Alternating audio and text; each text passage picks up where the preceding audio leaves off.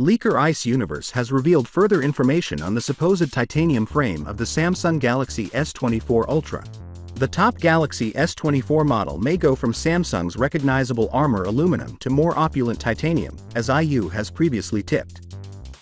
But this time, he also asserts that the Galaxy S24 Ultra would weigh 8.21 ounces, 233 grams, with its new titanium components. In order to provide a point of reference, this weighs 1 gram, or 0.03 ounces, less than the Galaxy S23 Ultra's stated weight, but it is still quite a bit heavier than the Galaxy S23 Plus, Samsung's next largest flagship phone, which weighs 196 grams, or 6.9 ounces.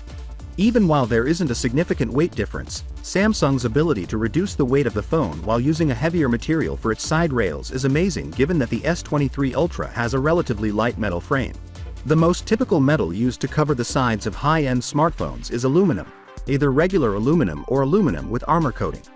One major exception is the stainless steel that Apple has been using for the sides of its Pro iPhone models for a number of years. It is a more durable but somewhat heavier metal.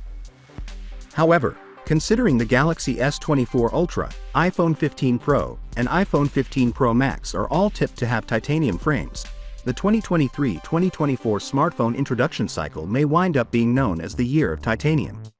Other firms aiming to improve the quality of their devices may also attempt adding titanium, since the two biggest players in the smartphone industry are tipped to use this material. Samsung might yet make some changes to its plans before full production starts, as the Galaxy S24 series isn't slated to debut until January or February 2024.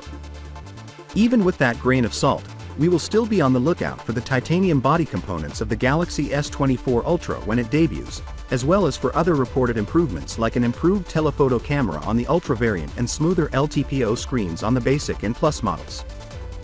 Finally, what are your thoughts about it?